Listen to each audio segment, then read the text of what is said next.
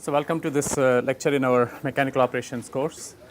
In the last class, we were discussing filtration as the second mechanical separation process, and I mentioned there are three types of filtration processes, actually cake filter, clarifying filter, and cross flow filter.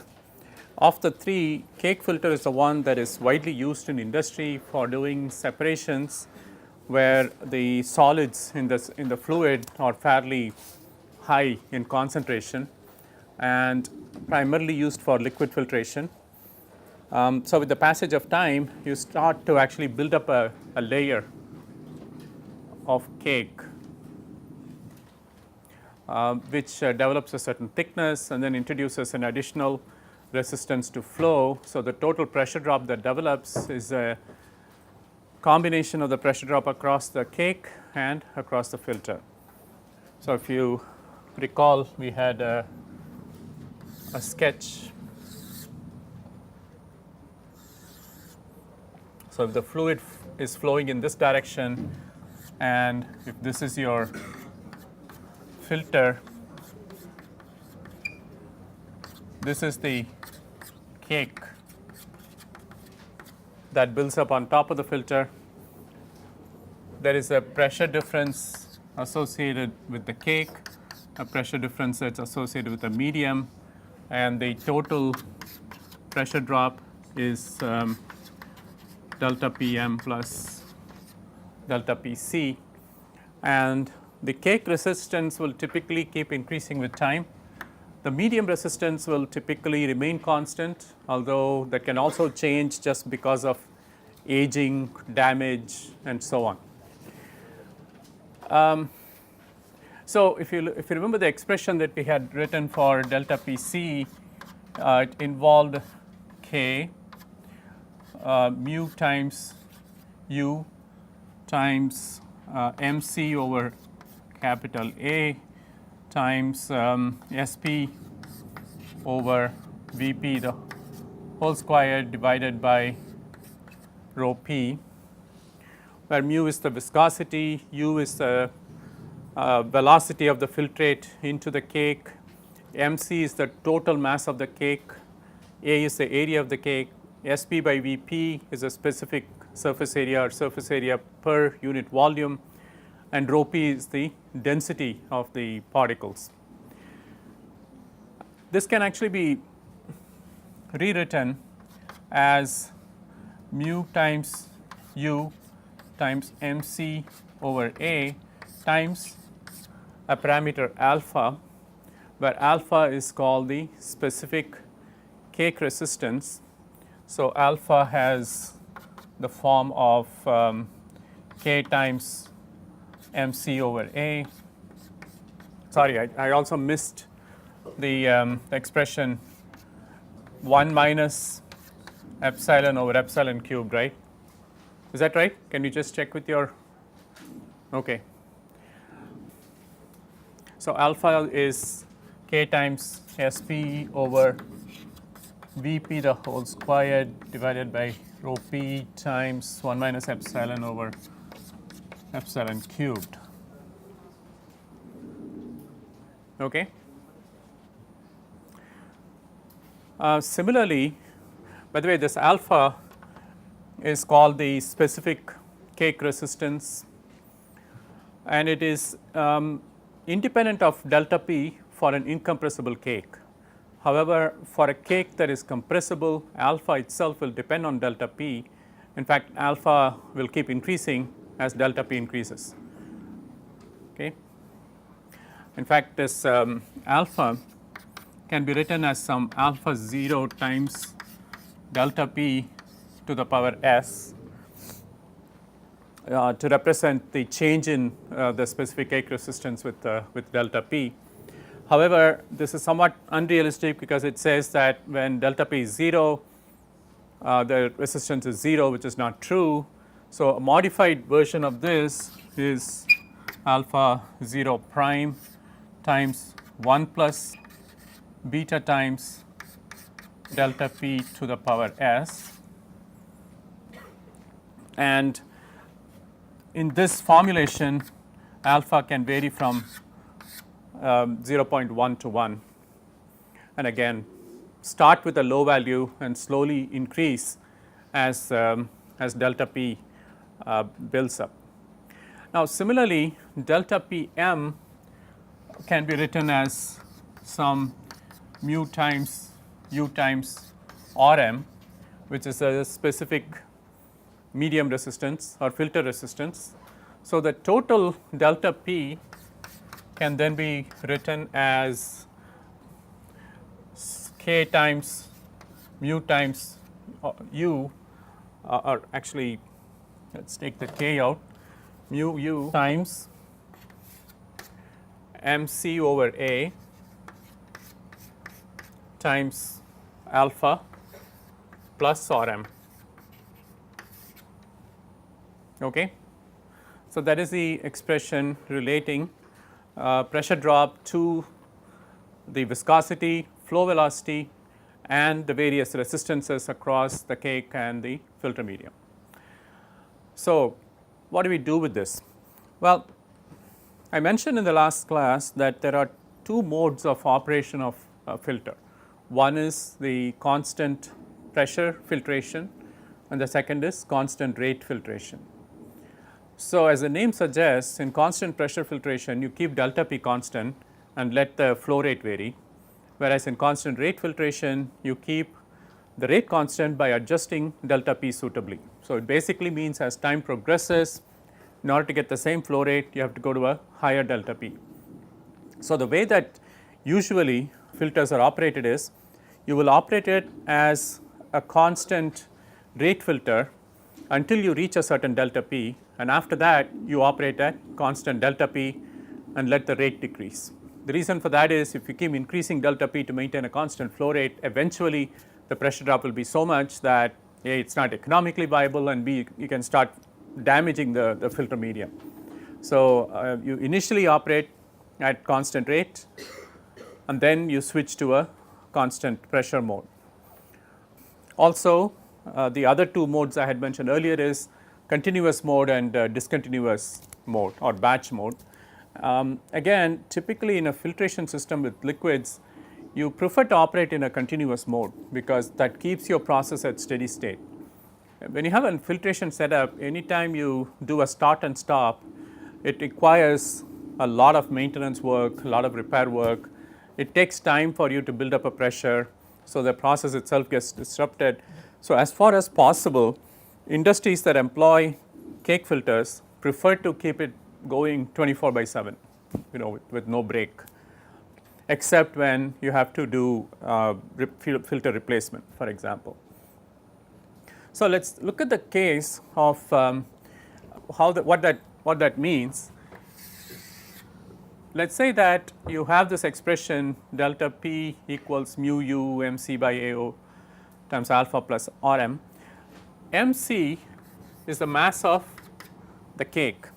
This can be written as some c times v, where c is the mass of solids deposited in the cake per unit flow rate of the filtrate. Mass deposited in cake per unit volume of flow. So, when you multiply it by the total volume of flow, you get the total mass that is deposited. U can be written as dV by dt divided by area. So, U, which is the flow velocity, is equal to the volumetric flow rate divided by the area, which gives you the linear flow velocity. So, when you take those two and substitute here, you will get that delta p equals mu times u. Well, instead of u, you write mu times dV by dt times divided by A times, instead of MC you write CV over A times alpha plus Rm, right. Okay, so now, so let us bring dV by dt onto the left hand side. So, that will be equal to mu over delta p times A times 1 over CV alpha by A plus Rm. Is that okay? Tell me if I go wrong anywhere in the expressions. Oh, right, sorry. Delta P by mu. Okay, you are right.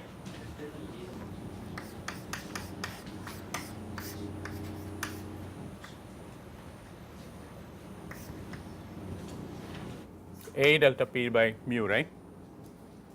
Okay. Or actually, let us reverse this just to make this a little more tractable. Let us write it as dt by dV. So, this will be equal to mu by delta P times A times CV alpha by A plus Rm. Are we okay so far? Or let us write this as some Kc times V plus B, where Kc then will be equal to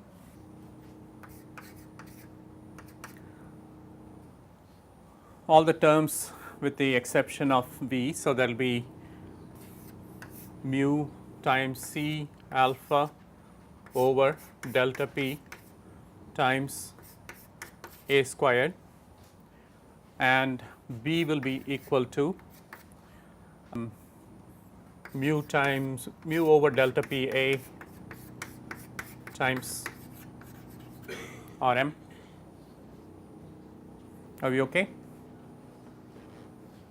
So, if you integrate for t, you will get Kc times V squared over 2 plus BV, right, plus some constant. So, what do you, so how do you use this? The way that this is done experimentally.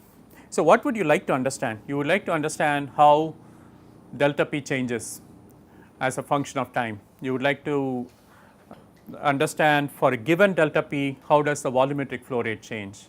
So, the key thing you have to evaluate is Kc and V.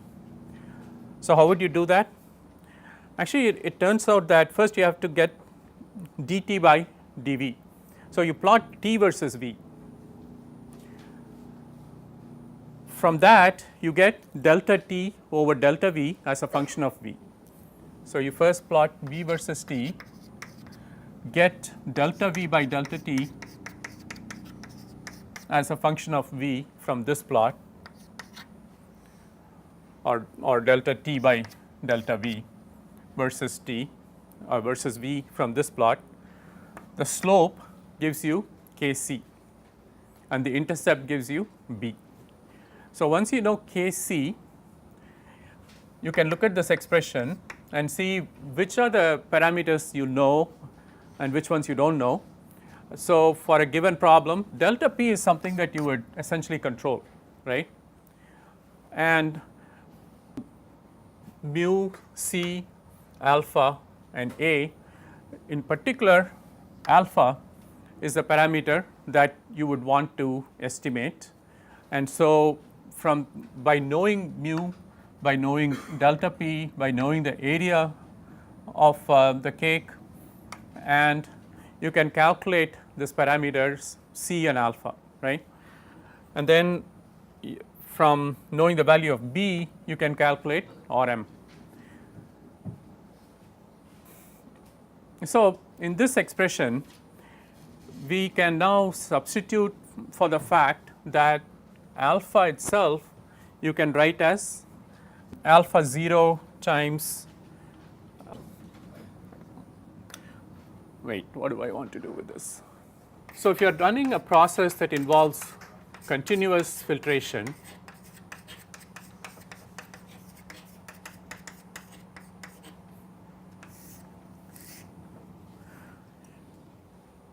And let us take the case where B is very small, or in other words Rm let us say is negligible compared to the cake resistance. So, the filter medium resistance is extremely small compared to the filter medium resistance. You can write dt by dV as just Kc by V or Kc times V, or T equals Kc times V squared by 2 plus a constant. This T itself is the actual filtration time, but there is also what we call a total cycle time Tc.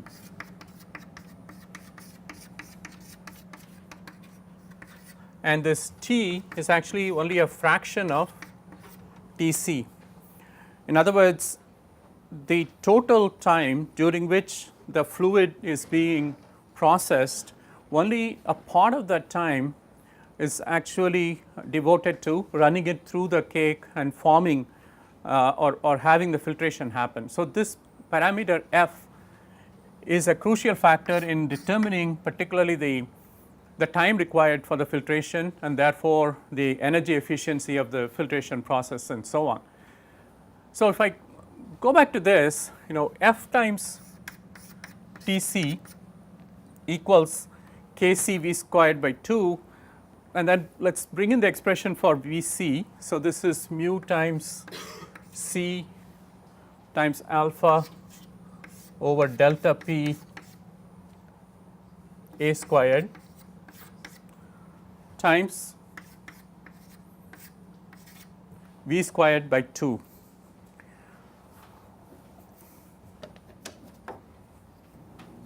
So, you can bring in this case there is a V squared by A squared, right, will be equal to mu C alpha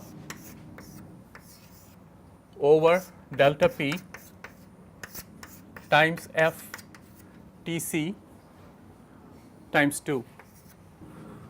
So, let's take V squared by A squared, is that right, 2 delta P times f Tc divided by mu C alpha, is that right? Yeah? Is that okay? Okay, so now V squared A squared, let us divide both sides by Tc squared.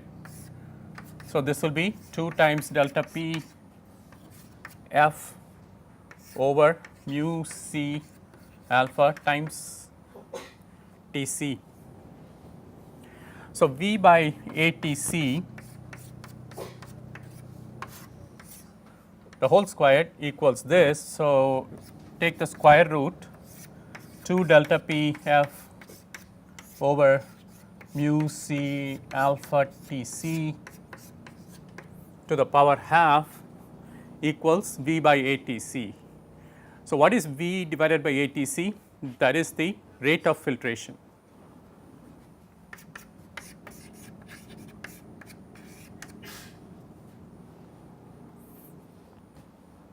So, here again substitute for alpha from that expression we had before, alpha equals alpha 0 times delta P to the power s.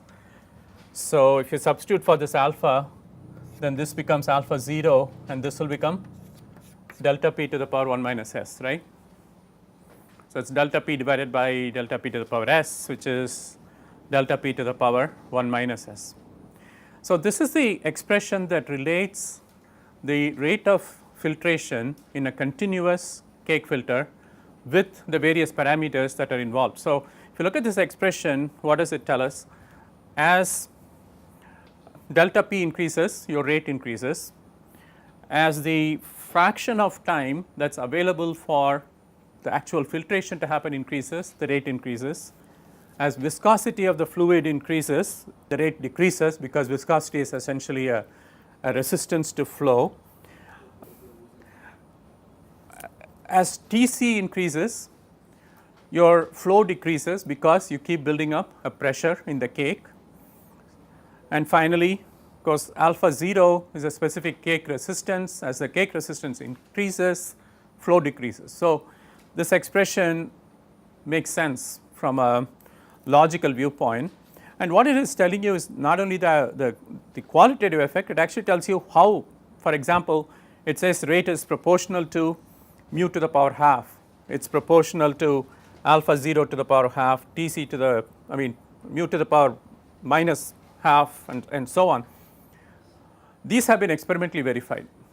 So, there are experimental data reported that says that this is the approximate dependence of filtration rate through a cake with the dependence on the various parameters. So, this is again an important expression to kind of keep in mind, because it kind of tells you if you want to increase or decrease the rate of filtration in a continuous filter in a certain way, what are the parameters you can manipulate and what effect they will have. So, are you okay so far? I mean, do you see? So, when you talk about a filtration process,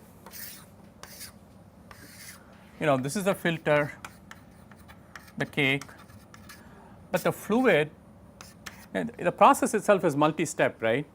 The fluid first has to be delivered to the filter medium.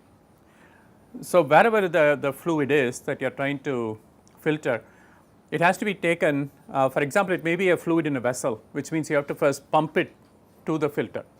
So, there is a transport time involved in that, and after that you initially the fluid will directly flow to the filter and the filtration process will happen. Over time the cake will start building up.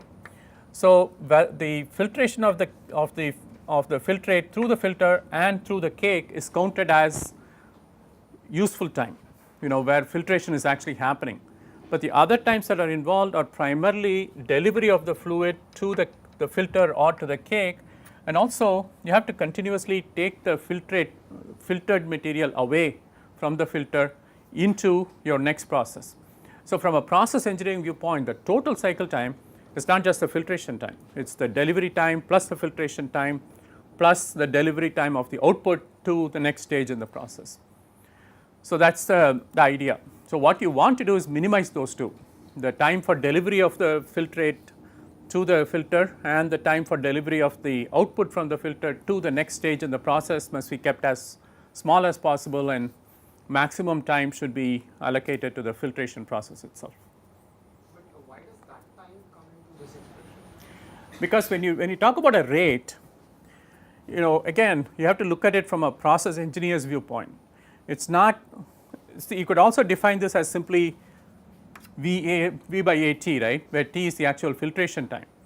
That is a useful parameter if you are trying to understand how well the filter is performing, but that is not really the concern of a process engineer. What you really care about is per unit time, how much of the filtrate am I able to process. For that you also have to take into account everything that happens upstream and downstream. So, it is a question of whether you are just trying to characterize the filtration process itself, in which case you can certainly define rate as V by AT, where T is the actual filtration time. But if I am a process engineer and I am trying to design a process, I need to understand exactly how much time the entire filtration process takes. So, I am more interested in the total cycle time rather than in the filter cycle time. And the V here is the total volume of fluid process, right? Yes, the volume of fluid that is being processed through the cake / filter.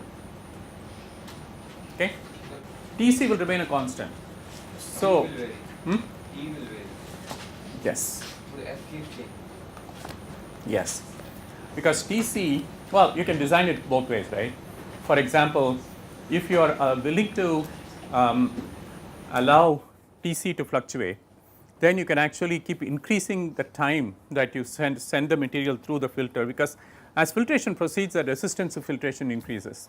So, if you want to maintain the same rate of filtration, you have to allow more time in the filter. On the other hand, you really cannot run a process that way. Typically, Tc is fixed. So, with the progression of time, that is why you see a reduction in the filtration efficiency. I mean, certainly if you had the latitude to be able to vary Tc continuously, you can maintain a certain fixed efficiency, but that is not how it works in real life. the cake cannot be continuously removed just because the solids concentration you deal with in an industry is not what you would find in a laboratory, right? I mean, you start forming huge sludges. I mean, you really have to see one of these filters. Very quickly you start building layers of this cake material. The only way you can do that is one of the filter designs that we talked about, which is a cross flow filter, where the flow of the filtrate is parallel to the face of the filter. So cake doesn't build up at all. As the cake tries to form, it gets washed away by the filtrate. The problem with that technique is you are relying upon essentially interception as a mechanism for filtration. So that process really only works for dilute suspensions, dilute slurries. If you have a slurry with a high concentration, then the only thing that works is normal flow. And as soon as you do that, there is no way that you can maintain the cake from forming. See, that again is the difference between the clarifying filtration and cake filtration. In a clarifying filter, you can even use fibrous filters, in which case actually the filtration efficiency keeps increasing with passage of time. And in a clarifying filter, you can also use cross flow filtration, where any layer that forms on top of the filter continuously gets washed away. But in cake filter, you just don't have that ability. Okay, so the third type of filtration that I want to talk about is the constant rate filtration.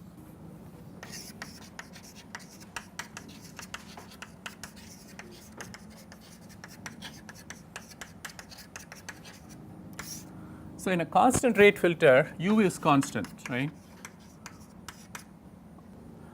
So that basically means that V by AT is also kept constant.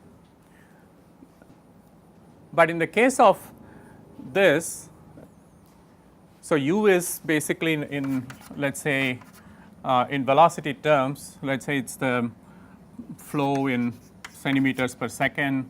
This is centimeter cube per second divided by A. So when you are trying to keep the flow rate constant, what does that mean in terms of particularly the time that it takes? In the case of constant rate filter, there is an expression that relates your pressure drop to flow rate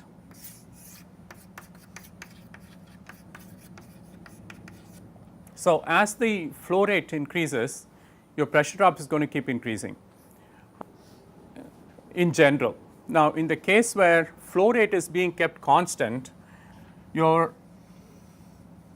this should be time. So if you plot time versus delta P in a constant rate filter, you will see that there is an increase with delta P with time.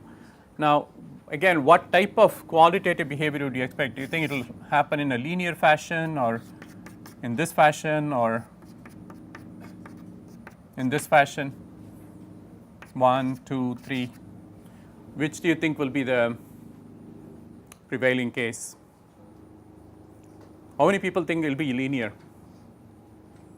How many people think it will be like 2, 3? So 3 is a kind of behavior you will see, because there will be an initial transient when the solids are depositing on the filter, but there is still sufficient passage of the filtrate through the cake for it not to have an effect. But over time, once you start building that initial layer, you start offering resistance to the flow, and that will build up resistance to the flow of the filtrate through the cake, and you will start seeing this type of behavior. Now I mentioned that typically filters are run by using constant rate filtration up to a certain pressure, and then by holding the pressure constant, right. So if you plot time versus delta P in a typical filter, in a cake filter, the kind of trend you will see will be something like this. There will be it's almost like an S-shaped curve. there will be an initial period where delta P is fairly constant, and then it starts to build up, and usually every filter is rated to a certain pressure. Let's call that some delta P critical, which you do not want to exceed for various reasons. So, as soon as you hit that pressure point, or actually you put a safety margin also. So, if you know that your filter is only rated up to a certain pressure, you will put a 25% safety margin and try to operate the filter at 75% of that maximum value. And after that, you don't you keep the pressure constant, which means that your flow rate will slowly start to decrease. So, if you on the same chart, if you plotted flow rate,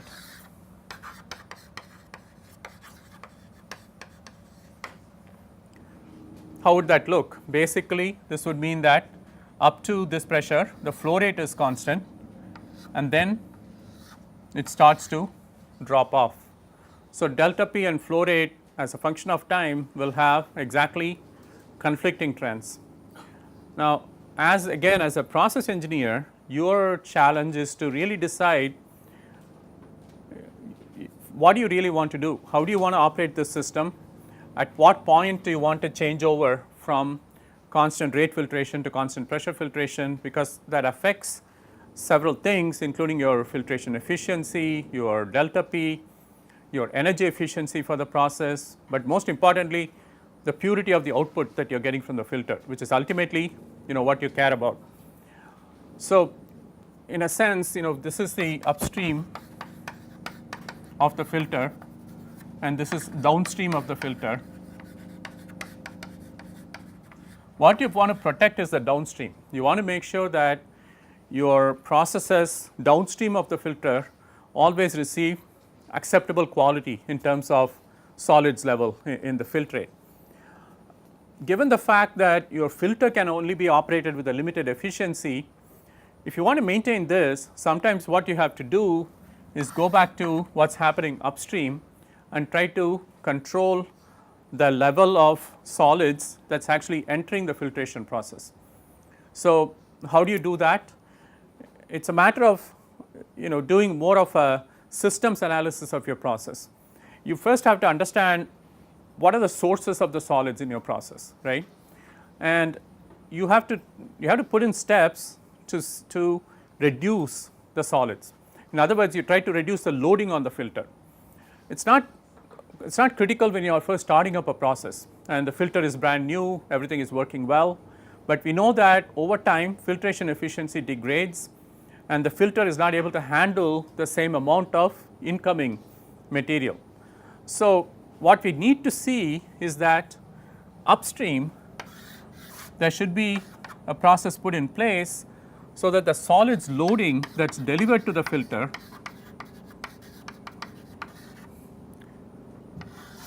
has a decreasing trend. And that is where this whole Japanese concept of continuous process improvement and all of that comes in. You have to identify the sources of the solids in your fluid which you are trying to filter out, and you have to put a system in place to gradually reduce this solids loading or the solids content in your upstream fluid. Now, what that means is there are a couple of things you have to do. If I am again a process engineer and I am running this whole process, what I would monitor obviously is what is downstream, because that affects my product. So, I will be doing statistical process analysis, I will be plotting X bar, I will be plotting sigma, I will be looking for control charts, variations in the process and so on. But simultaneously I will also be monitoring what is happening upstream. There is a process called Pareto analysis. Have you heard of that? Pareto analysis is a way in which you can analyze sources contributing to whatever it is in your process and prioritizing them in terms of their contribution to the process. So, for example, in this case, let us say we are talking about solids loading in your fluid, right. In a Pareto chart, you will list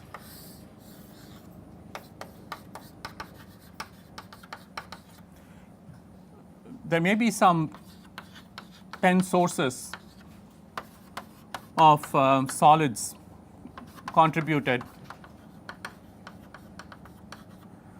A Pareto chart is one where you actually develop bar charts that represent the relative contributions of the various sources. So, for example, source 1 may be contributing 80% of the solids, source 2 may be contributing some 15%, and 3, 4, 5, 6 may all be contributing very small amounts, 2%, 1%, and so on. So, if this happens, clearly if you want to reduce the solids content entering the filter, you have to focus on this 80% and the 15%, because together they amount to 95% of all the solids that are being contributed to the suspension.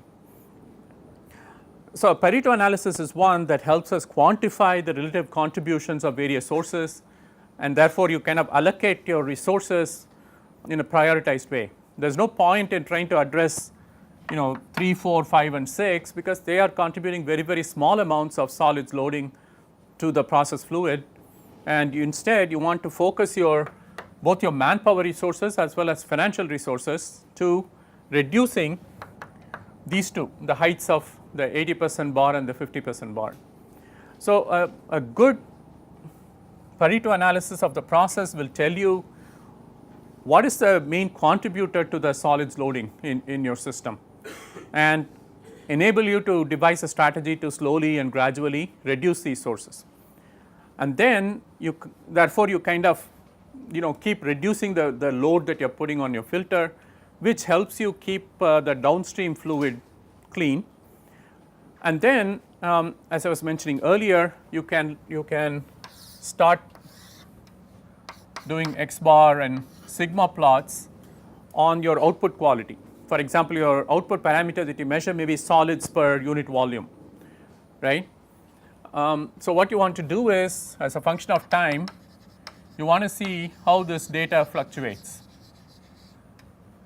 So, this could be solids per unit volume of the filtrate that is exiting the filter.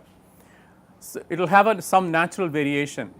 So, you have to, and similarly the sigma value, standard deviation, will also have some value, some scatter. So, based on this, you have to establish a time averaged mean, a time averaged sigma, and then you have to establish your own control limits. You have to decide how much fluctuation is acceptable.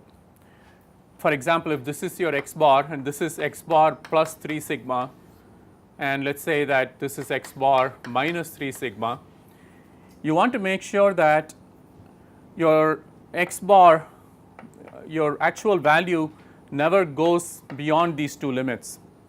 So, this would be called the upper control limit, and this will be called the lower control limit. Now, these are control limits that are based on the natural statistical variability in the process. However,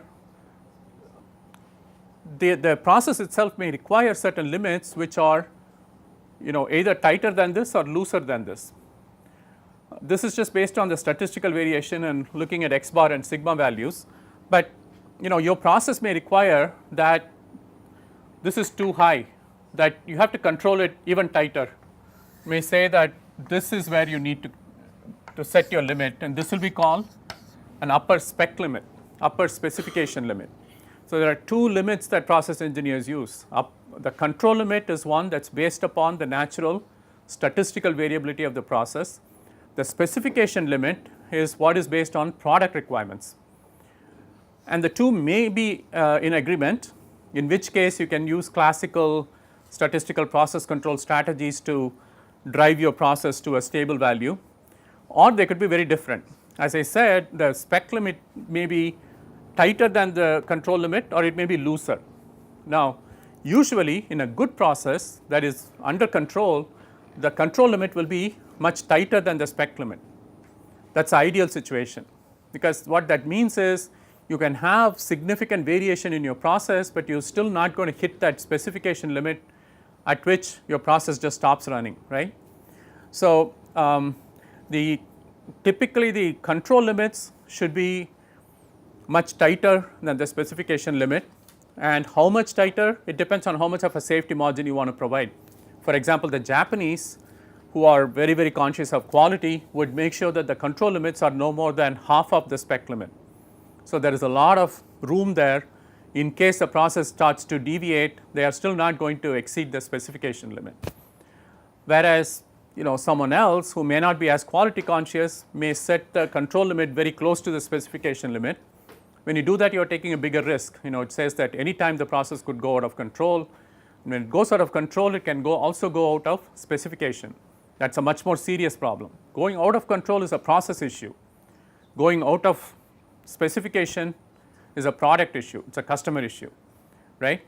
So, that is why filtration by itself is a unit operation, but what happens upstream of the filtration and what kind of monitoring you do and how you use the data downstream of the filter really is what finally affects the quality of the product that you are going to deliver to the next stage in your process or to an external customer and so on.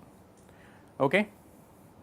All right. So, I think that pretty much brings us to the conclusion of our discussion on filtration as a way of mechanical separation.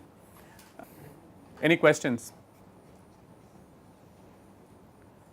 All right. So, in the next class we will briefly talk about sedimentation as a separation process, and then we will start dealing with some other mechanical operations also. See you then.